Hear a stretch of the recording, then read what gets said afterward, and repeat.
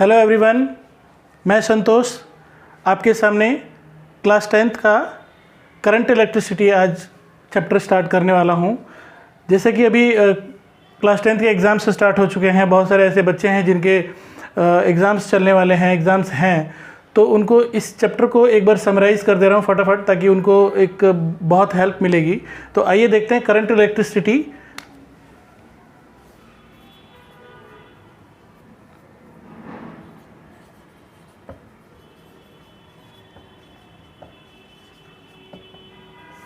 Current electricity ये बहुत ही अच्छा चैप्टर है, कॉन्सेप्चुअल चैप्टर है। अगर इसके कॉन्सेप्ट्स को बहुत अच्छे से पढ़ा जाए, समझा जाए, तो हम इसके जो एक क्वेश्चंस आते हैं एग्जाम्स में, थियोरेटिकल या फिर न्यूमेरिकल, दोनों ही पार्ट्स को टैकल करने में बहुत मदद मिलेगी। तो करंट इलेक्ट्रिसिटी में सबसे पहला जो टॉपिक होता है वो होता है चार्ज। समझने वाली चीज़ है, बहुत आसान है, कोई मुश्किल चीज़ नहीं है। तो सबसे पहले हम देखते हैं चार्ज, और चार्ज को डिनोट करते हैं क्यू से। Q means representation of charge. और एक होता है इलेक्ट्रॉन, इसको हम रिप्रेजेंट करते हैं ई से, और ये नेगेटिव क्वांटिटी होता है, इसलिए इसके ऊपर हम एक बार लगाते हैं, दैट रिप्रेजेंट्स नेगेटिव इलेक्ट्रॉन। ये दोनों चीज़ें हैं। जिस तरीके से एक दीवार जो होती है, उस दीवार में बहुत सारी ईंटें होती हैं, so many bricks are there in a wall. तो एक वॉल का फॉर्मेशन करने के लिए, दीवार बनाने के लिए बहुत सारी ईंटों की ज़रूरत होती है। बहुत सारी ईंटों को जब एक पास लाया जाता है, so that becomes a wall. उसी तरीके से बहुत सारे इलेक्ट्रॉन्स, ये मान लीजिए इलेक्ट्रॉन है, ये सब इलेक्ट्रॉन्स हैं, ये जो डॉटेड मैं फिगर बना रहा हूँ, ये सारे इलेक्ट्रॉन्स हैं। और इन सारे इलेक्ट्रॉन्स को अगर हम एक पास लाएंगे, तो इनके जो बंच को, BUNCH, इन इलेक्ट्रॉन्स के बंच को हम क्या बोलेंगे? Charge, Q। So charge is nothing, it's a group of electrons. अगर बहुत सारे इलेक्ट्रॉन्स एक पास हैं, उसको हम बोलेंगे चार्ज। तो ऐसा भी हो सकता है कि किसी बंच में कम इलेक्ट्रॉन्स हो और किसी बंच में बहुत ज़्यादा इलेक्ट्रॉन्स हो, है ना। तो ये ठीक उसी तरीके से है जैसे कोई दीवार छोटी हो, कोई दीवार बड़ी हो, है तो दोनों दीवारें। उसी तरीके से अगर बंच में कम इलेक्ट्रॉन्स हैं, तो वो क्या होगा? Smaller charge. और किसी बंच में बहुत ज़्यादा इलेक्ट्रॉन्स है, तो क्या होगा? Larger charge. लेकिन रहेगा दोनों क्या? चार्ज ही। सो एक डेफिनेशन हमारे पास ये खुलकर सामने आती है। चार्ज को अगर कोई पूछे कि what do you mean by charge, तो हम सिंपली बोलेंगे charge is nothing, it's a bunch of electrons, group of electrons. So friends, we can write over here, charge is group of electrons. बहुत सारे इलेक्ट्रॉन्स अगर एक साथ आते हैं, तो वो चार्ज का फॉर्मेशन करते हैं। It's a group of electrons coming together. बहुत सारे इलेक्ट्रॉन्स एक साथ है, तो उसको बोलते हैं चार्ज। फिजिक्स जब भी हम पढ़ते हैं, तो बहुत ज़रूरी होता है हर चीज़ का, हर फिजिकल क्वांटिटी का यूनिट बताना। तो जब हम बात कर रहे हैं चार्ज की, तो चार्ज की भी यूनिट होगी। और यूनिट क्या होती है? एक नंबर का क्वेश्चन आता है, 1 मार्क्स क्वेश्चन पेपर में आता है एग्जाम में। हर चीज़ पे यूनिट पे ध्यान दीजिएगा, फोकस करिएगा। तो यूनिट क्या होती है चार्ज की? कूलम। CU से रिप्रेजेंट करते हैं, it's a coulomb. Name of the scientist, एक साइंटिस्ट थे, उनका नाम कूलम था, जिन्होंने चार्ज को इन्वेंट किया था, खोज किया था, इसलिए उनके नाम पे हमने चार्ज का यूनिट रखा है, that is represented as coulomb, CU। Fine. तो अब हमें ये देखना है कि ये चार्ज हमने क्यों बताया, और चार्ज का यूज़ कहाँ होता है, और होता क्या है चार्ज। तो फ्रेंड्स, अभी हम एक करते हैं, माइक्रोस्कोपिक व्यू में एक कंडक्टर बनाता हूँ। ये मैंने बना दिया कंडक्टर। कंडक्टर मीन्स जिसमें इलेक्ट्रिसिटी इजीली फ्लो होती है। सपोज एक बहुत बड़ा तार है, बहुत गोल सा तार है, ये तार है, वायर है ना। तो ये वायर एक कंडक्टर है, क्योंकि इस वायर के अंदर इलेक्ट्रिसिटी फ्लो करती है। तो मैंने क्या किया, यहाँ पर इस वायर के अंदर के फंक्शन को समझने के लिए मैंने इसका एक छोटा सा टुकड़ा लिया, स्मॉल टुकड़ा, छोटा सा टुकड़ा, और इस टुकड़े को माइक्रोस्कोपिक व्यू में, मतलब कि एक बहुत ही एनलार्ज्ड पोर्शन करके यहाँ पर आपके सामने बना दिया। और अब हम देखने की कोशिश करेंगे कि इस वायर के अंदर होता क्या है आखिर, जिसकी वजह से करंट फ्लो करता है है ना, और उसके अंदर चार्ज का या इलेक्ट्रॉन का क्या रोल होता है, दैट वी हैव टू सी। तो इसलिए मैंने जब भी ऐसा टुकड़ा बनाया है, जब भी मैं ऐसा अभी बनाऊंगा क्लास में इस टाइप का, तो आप ये समझें कि ये वायर का एक छोटा सा, बहुत ही छोटा सा पीस है जो कि हम बड़े माइक्रोस्कोपिक व्यू में देखना चाहते हैं। ठीक है, अभी होता क्या है, मैं ज़्यादा चीज़ें नहीं बताऊँगा, बट इसमें हम ये बताएंगे कि इसके अंदर बहुत सारे इलेक्ट्रॉन होते हैं। जो भी इलेक्ट्रिसिटी का कंडक्टर होता है उसके अंदर बहुत सारे फ्री इलेक्ट्रॉन्स होते हैं। इलेक्ट्रॉन्स भी ना कहें, हम क्या क्या फ्री, जो फालतू के हैं, इधर उधर घूम रहे हैं, जिनका कोई काम नहीं है। तो एक इलेक्ट्रॉन यहाँ पे है, जब भी मैं इलेक्ट्रॉन बनाऊंगा उसके ऊपर नेगेटिव साइन दिखा दूंगा, क्योंकि ये नेगेटिव क्वांटिटी होती है। तो ऐसा कुछ होता है, एक इधर जा रहा होता है, कोई इधर, कोई इधर, कोई इधर, कोई इधर, कोई इधर। इनकी मोशन को क्या बोलेंगे, रैंडम मोशन।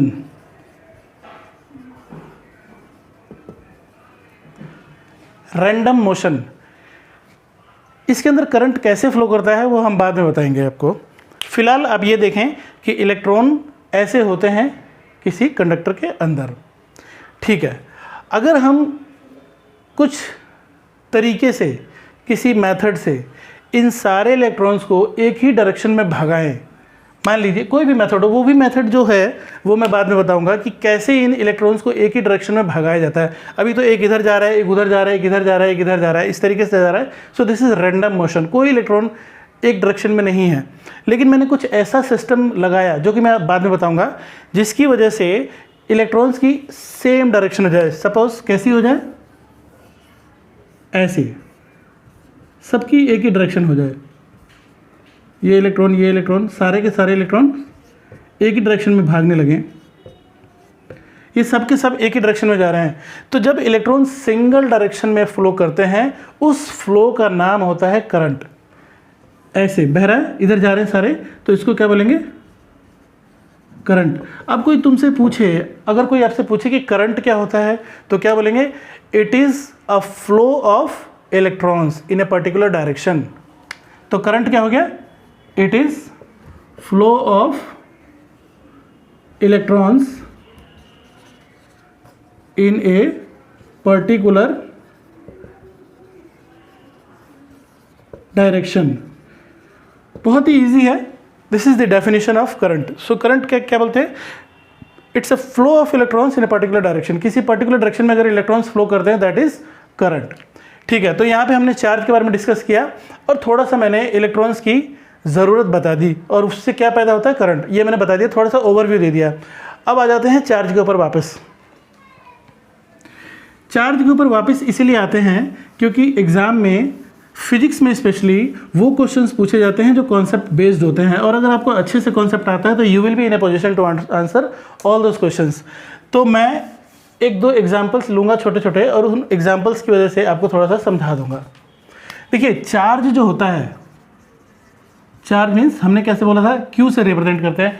चार्ज दो तरीके का होता है, एक होता है पॉजिटिव चार्ज और एक होता है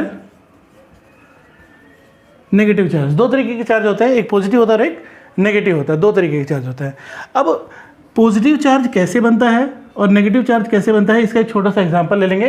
क्वेश्चंस न्यूमेरिकल के रूप में आपको बहुत अच्छे से समझ में आ जाएगा। ठीक है, हमेशा याद रखें, हमेशा याद रखें, सपोज एक ये बॉडी है, इसका नाम रख दिया मैंने ए। एक बॉडी है ए, ठीक है, एक ये बॉडी है, इसका नाम मैं रख दिया मैंने B. These two bodies named as A and B, these are two bodies basically। इसके ऊपर मान लीजिए 1 2 3 और एक और ले लेते हैं 4 और एक और ले लेते हैं 5। इस बॉडी के ऊपर 5 इलेक्ट्रॉन्स हैं, ठीक। इसके ऊपर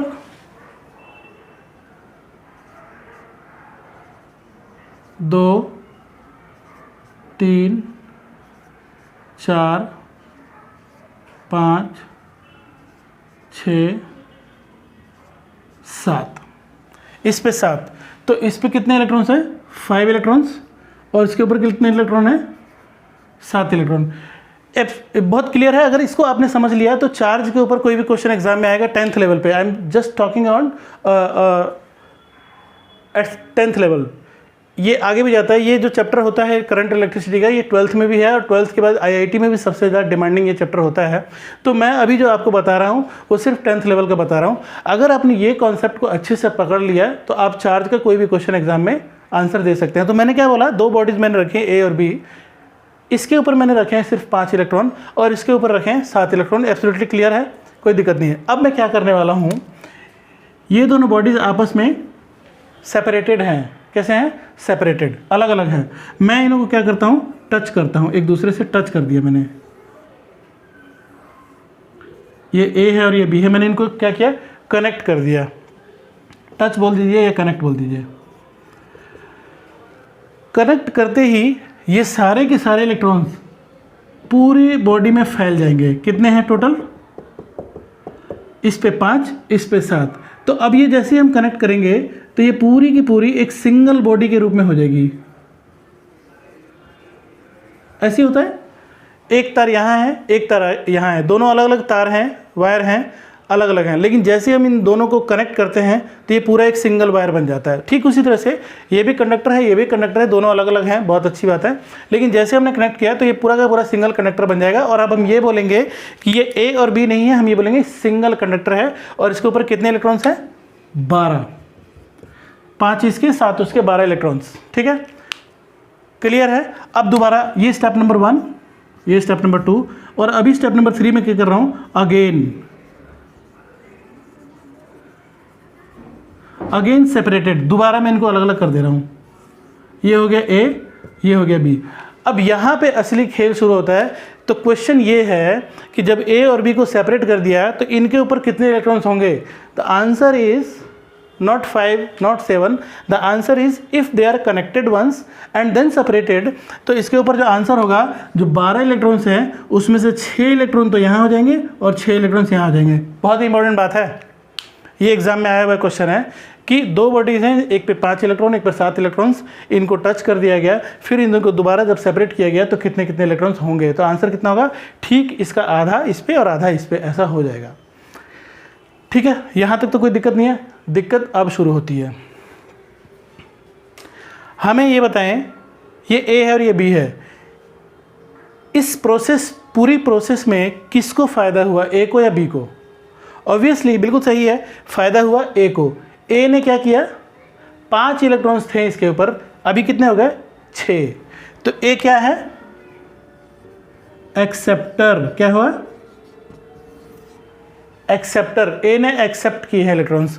और B के ऊपर 7 थे, कितने रह गए? 6 इलेक्ट्रॉन्स। तो इसने इसको दिया है इधर, तो ये क्या हो गया? डोनर। ये डोनर है और ये एक्सेप्टर है। इधर से एक इलेक्ट्रॉन, इधर से एक इलेक्ट्रॉन टूट कर इधर आया है। एक्सेप्टर मतलब जो लेने वाला है, डोनर मतलब जो देने वाला होता है। तो हमारे यहाँ जो एक्सेप्टर होता है वो छोटा होता है, जो लेता है वो छोटा होता है, और जो डोनर होता है, जो देने वाला होता है, वो क्या होता है? ऑब्वियसली बड़ा होता है, क्योंकि उसके पास ज़्यादा होता है तभी तो देता है। तो डोनर हमेशा ज़्यादा और एक्सेप्टर हमेशा कम। ज़्यादा को कैसे याद रखेंगे?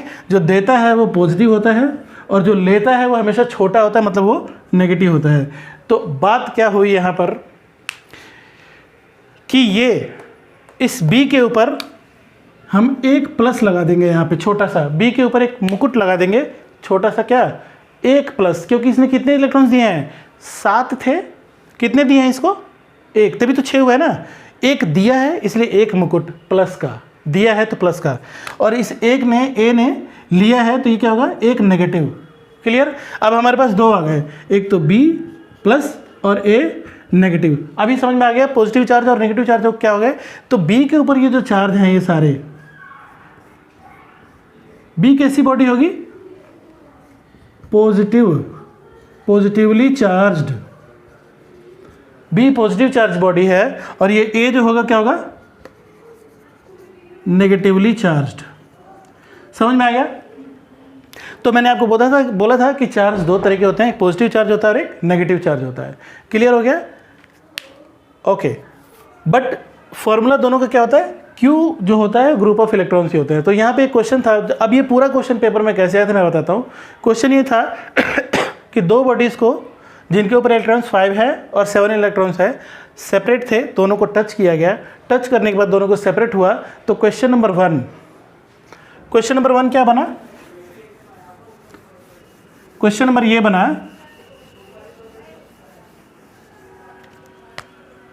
पहला क्वेश्चन क्या बनता है, उन्होंने बोला what is the number of electrons on each body, दोनों बॉडी पे कितने इलेक्ट्रॉन्स बचे? तो हमारा आंसर होगा 6 इलेक्ट्रॉन्स। तो आंसर क्या होगा? 6 इलेक्ट्रॉन्स ईच। ठीक है। क्वेश्चन नंबर 2 क्या था? क्वेश्चन नंबर 2 था कि right the direction of transfer of electrons. Electrons किधर से किधर गया? तो हमारा आंसर क्या होगा? फ्रॉम, हाँ बिल्कुल ठीक है, from B to A. B से ए में गए और कितने गए? 1 इलेक्ट्रॉन, एक इलेक्ट्रॉन ट्रांसफर हुआ है। भैया पहले 7 था ना, अभी कितना हो गया? 6 रह गया, यानी कि एक इलेक्ट्रॉन बी ने ए को दिया। और तीसरा क्वेश्चन पैदा होता है कि which one is positive charge and which one is negative charge. कौन पॉजिटिव हो गया और कौन नेगेटिव हो गया? ऑब्वियसली बिल्कुल सही बोल रहे हैं आप लोग। तो ए क्या होगा? A is negative and B is positive. ये क्वेश्चन पेपर में आया हुआ था एग्जाम में, बोर्ड एग्जाम में। बहुत ज़्यादा इंपॉर्टेंट क्वेश्चन है, बहुत ही ज़्यादा कॉन्सेप्चुअल है। तो मुझे पूरी उम्मीद है कि आप लोगों को एक हल्का सा ओवरव्यू में मिल गया होगा चार्ज के बारे में, और यही सफिशिएंट है आप लोगों के एग्जाम में हर एक क्वेश्चन का आंसर देने के लिए जो कि चार्ज से रिलेटेड है। ठीक है, आगे बढ़ते हैं। तो जब बात हो रही है चार्ज की, तो थोड़ा सा न्यूमेरिकल पॉइंट ऑफ व्यू से हम बात करें तो जैसा कि मैंने आपको बताया था सबसे पहले, हालांकि मुझे वो चीज़ स्टार्टिंग में ही लिख देनी चाहिए थी, खैर कोई नहीं, मैं फिर से बता देता हूँ। तो जैसा कि मैंने सबसे पहले आपको बताया कि चार्ज होता क्या है, चार्ज को हम रिप्रेजेंट करते हैं Q से, और चार्ज होता है ग्रुप ऑफ इलेक्ट्रॉन्स। बहुत सारे इलेक्ट्रॉन्स को मिला के बनता है चार्ज, यानी कि Q is equal to formula बनेगा क्या? Plus minus NE। अब आपको अच्छी तरह समझ में आ गया होगा कि प्लस और माइनस क्यों यूज़ कर रहा हूँ, क्योंकि चार्ज तो दोनों तरह के होते हैं भाई। चार्ज अगर पॉजिटिव है तो Q इज इक्वल टू क्या हो जाएगा? प्लस NE, और अगर चार्ज नेगेटिव है तो Q इज इक्वल टू क्या हो जाएगा? Minus NE। कहने की बात है, N का मतलब क्या है? N का मतलब क्या है? Number of electrons. अभी समझाता हूँ मैं, नंबर ऑफ इलेक्ट्रॉन्स। और E जो है यहाँ पे E, ये E क्या होता है? 1.6 इंटू 10⁻⁻19 कूलम। ये इलेक्ट्रॉन की वैल्यू होती है जो फिक्स होती है हमेशा। एग्जांपल देता हूँ, अभी फटाफट समझ में आ जाएगा, बहुत ज़्यादा टाइम इसके अंदर हमको खपाना नहीं है। मान लीजिए एक बॉडी है, बॉडी, इस बॉडी का नाम है A, और इसके ऊपर 1 2 3 4 कितने इलेक्ट्रॉन्स हैं? 4 इलेक्ट्रॉन्स हैं। तो इस पर कितना चार्ज होगा? तो चार्ज इज इक्वल टू होगा 4 इलेक्ट्रॉन्स। बस कितने इलेक्ट्रॉन्स है? 1 2 3 4, तो मैंने 4 लिख दिया। और इलेक्ट्रॉन फॉर्मूला क्या होता है? 4 इंटू इलेक्ट्रॉन। इलेक्ट्रॉन की वैल्यू आपको मैंने पहले लिखी हुई है कितनी? 1.6 into 10⁻⁻19 coulomb. So answer will be 6.4 into 10⁻⁻19 coulomb. So this will be your answer. Very simple. आपके एग्जाम में यही आएगा कि अगर किसी बॉडी के ऊपर 10 चार्ज हैं, 10 इलेक्ट्रॉन्स हैं, सॉरी 10 इलेक्ट्रॉन्स हैं, तो उसके ऊपर कितना चार्ज होगा? सिंपल फॉर्मूला रखिए, Q is equal to NE, फटाफट कैलकुलेट कर दीजिए और यूनिट लिखना मत भूलिए। So this is all about charge. आगे बढ़ते हैं, फटाफट करेंगे, रिवीजन है। किसी को अगर कोई इशू आता है, कोई क्वेश्चन नहीं आता है समझ में, तो वो मुझे मैसेज करके पूछ सकता है। मेरे चैनल को सब्सक्राइब ज़रूर करें ताकि मेरी जो वीडियोज़ हैं अपडेटेड, बहुत ही फ़ायदेमंद है। आपका एग्ज़ाम चल रहा है, फटाफट उस पर रिवीजन के लिए बहुत सारे वीडियोज़ अपलोड करूँगा, तो आपको वो नोटिफिकेशन मिल जाए। ठीक है, तो हमने चार्ज पढ़ लिया। चार्ज 2 तरीके के होते हैं, पॉजिटिव और नेगेटिव। और चार्ज को हम कैसे कैलकुलेट करते हैं? Q is equal to Ne। एक छोटी सी बात और बता दूं मैं इससे पहले कि करंट के बारे में बात करूं, बहुत सारे बच्चों के मन में आ रहा होगा, मुझे पता है, लोगों ने सोचा कि जो मैंने पहले लिया था A और B, ठीक है ना, जब मैंने लिया था इसमें क्या है,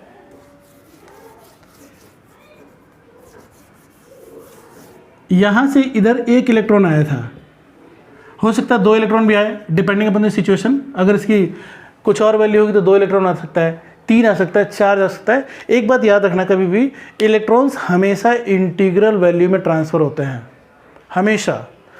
फ्रैक्शनल वैल्यू में ये नहीं कि यहाँ से 1.5 इलेक्ट्रॉन इसमें आ गया या 6.3 इलेक्ट्रॉन उधर से उधर चला गया, या तो 1 आएगा या 4 आएगा या 5, 6, 7, 8, 9 इंटीग्रल वैल्यू में ट्रांसफ़र होगा। It will be integral only, क्योंकि हमारी तरह इलेक्ट्रॉन्स भी होते हैं। ह्यूमन बॉडी या नंबरिंग हमेशा क्या होती है, इंटीग्रल होगी, N will be integer only, ठीक है। तो ये छोटी सी एक इन्फॉर्मेशन थी, वो मैंने आपको बता दिया, ठीक है। चार्ज खत्म हो गया। अब हम बात करते हैं जो मैंने उस बहुत बड़े पार्ट को बनाया था, वहाँ पे कंडक्टर के एक छोटे से हिस्से को बनाया था, ये बना दिया मैंने। ये बहुत ही बड़ा व्यू ले लिया, माइक्रोस्कोपिक व्यू बोलते हैं। एक मोटा सा एक तार का टुकड़ा है, इसको मोटे रूप में हमने दिखा दिया। इसके अंदर क्या थे, अब मैं ये ई नहीं लिखूंगा, डॉट दिखाऊंगा, आप लोग समझ जाइए कि ये इलेक्ट्रॉन है।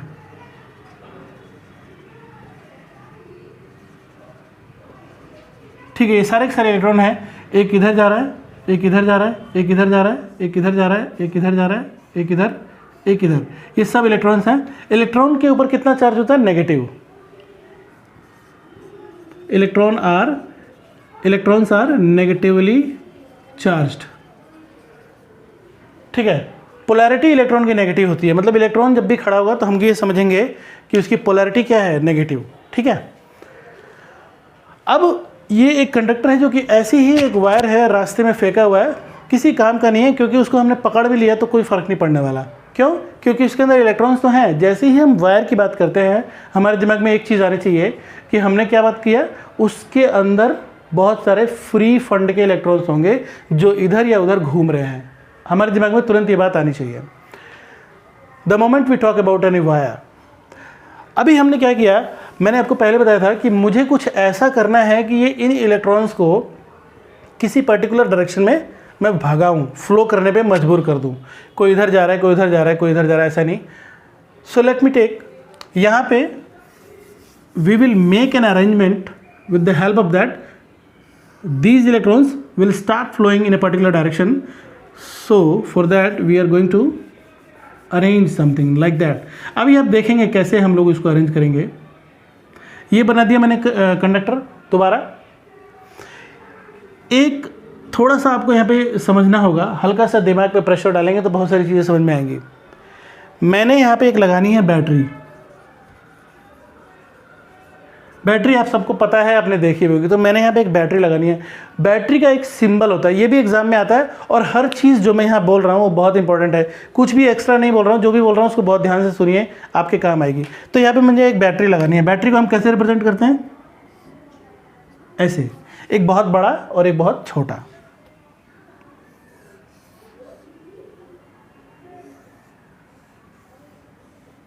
और यहाँ पे एक की लगा देते हैं, की। जो बड़ा होता है वो प्लस, जो छोटा होता है नहीं। ऐसे नहीं कर देना कि ये बहुत बड़ा ये छोटा, ऐसे नहीं, एक बहुत बड़ा एक बहुत छोटा, ऐसे। ये this is the right way to represent a battery, एक बहुत बड़ा एक बहुत छोटा, ठीक है। तो जो बड़ा है वो पॉजिटिव एंड होता है और जो छोटा होता है वो नेगेटिव एंड होता है। ये सिंबल है। सो this is the symbol of battery. और बैटरी को जैसे चार्ज को हम क्यू लिखते हैं, वैसे ही बैटरी को हम क्या लिखते हैं, V. Battery capital V is represented for battery. Okay fine, and this is key. अगर हमने इसको यहाँ से, की मतलब ऐसा है, इस टाइप का, दोनों वायर्स में गैप है। अगर हम एक की इसके अंदर लगाएंगे तो दोनों वायर कनेक्ट हो जाएंगे, तो दोनों में चार्ज फ्लो करने लगेगा। और जैसे हम की हटाएंगे तो दोनों वायर्स के बीच में डिफरेंस आ जाएगा और चार्ज बंद हो जाएगा। तो इट्स जस्ट अ फॉर्मेलिटी। आप इस पर ध्यान दीजिए। आप ये मान के चलिए कि की इसमें लगा हुआ है और ये बैटरी इसके साथ कनेक्टेड है। ठीक समझ में आ गया। बैटरी है एक, ये जो तार है, वायर है, इसके एक हिस्से का नाम ए है और दूसरे हिस्से का नाम है B. This is end, first end A and this is second end B. I have named it.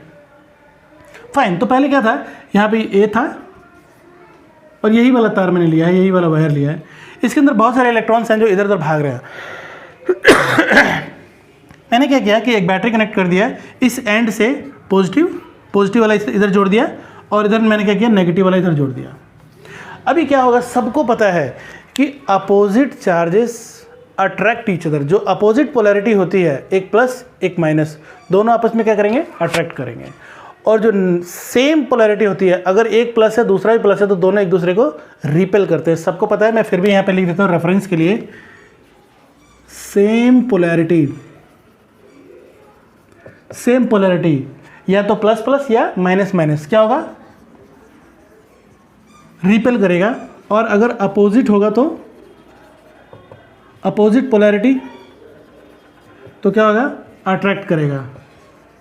सबको पता है अपोजिट मतलब plus minus, this is opposite. Same मतलब माइनस माइनस या प्लस प्लस, ये सेम पोलैरिटी होगा. ये दोनों आपस में क्या करेंगे, अगर माइनस माइनस हो तो रिपल, प्लस प्लस है तो भी रिपल, भगाएंगे, भागो यहाँ से. और अगर एक प्लस और एक माइनस है तो दोनों क्या करेंगे, आपस में एक दूसरे को पसंद करेंगे, अट्रैक्ट करेंगे. हमेशा ऐसा होता है, रियल लाइफ में भी ऐसी होता है. ओके, अब ध्यान दीजिएगा, यहाँ इलेक्ट्रॉन है, यहाँ इलेक्ट्रॉन है, यहाँ भी इलेक्ट्रॉन है, ये सब इलेक्ट्रॉन्स हैं. मैंने बिंदी बना दिया dot. This dot represents electron. ठीक है जी, ये बना दिए. अब B क्या है, B क्या है, नेगेटिव है. B की पोलैरिटी क्या है, नेगेटिव. और ये इलेक्ट्रॉन कैसा है, इलेक्ट्रॉन भी नेगेटिव है. तो ये क्या, ये इलेक्ट्रॉन B की तरफ जाएगा, अट्रैक्ट होगा या भागेगा. हमने यहाँ पे देखा कि अगर सेम टू सेम है, जैसे इलेक्ट्रॉन भी नेगेटिव है, ये सारे नेगेटिव हैं, और ये जो B है वो भी नेगेटिव है, तो ये जो सारे इलेक्ट्रॉन्स B से दूर भागेंगे, क्योंकि ये भी नेगेटिव, ये भी नेगेटिव. भागो, भाग के कहाँ जाएं, ये सब नेगेटिव है और ये जो A है वो क्या है, पॉजिटिव है. तो ये इधर से भाग के A के पास जाएंगे, क्योंकि ये प्लस में है और ये माइनस है. मैंने बोला था कि अपोजिट पोलैरिटी, एक प्लस में और एक माइनस है, तो दोनों आपस में एक दूसरे को अट्रैक्ट करेंगे. तो कितनी मजे की बात ये है कि B इनको बोल रहा है कि भागो, A बोल रहा है कि आओ. तो इतनी अच्छी बात है, अगर आपको कोई भगाए और सामने एक आदमी खड़ा हो कि नहीं, वो बोले कि आप आ जाइए, तो कोई इशू नहीं है, तो आप भाग के चले जाएंगे A की तरफ. ये सारे के सारे भागेंगे A की तरफ, सब एक ही दिशा में भागेंगे, सब एक ही तरफ भागेंगे. कितनी अच्छी बात है. तो सबकी डायरेक्शन सेम हो गई. मैंने यही तो बोला था कि इलेक्ट्रॉन्स इधर उधर जा रहे हैं. अगर हम कुछ ऐसी अरेंजमेंट करें कि जिससे इलेक्ट्रॉन्स एक ही डायरेक्शन में भागने लगें, उस स्थिति में, उस कंडीशन में जो इसके अंदर फ्लो हो रहा है इलेक्ट्रॉन्स का, उसी फ्लो का नाम होता है करंट. तो यहाँ पे करंट पैदा हो चुका है, क्योंकि हमने देखा कि सारे इलेक्ट्रॉन्स एक डायरेक्शन में भागने शुरू हो गए हैं. So this causes flow of current. अब बात यहाँ पे ये आती है कि करंट तो फ्लो कर रहा है, लेकिन करंट की हमेशा डायरेक्शन होती है, वो किधर होती है.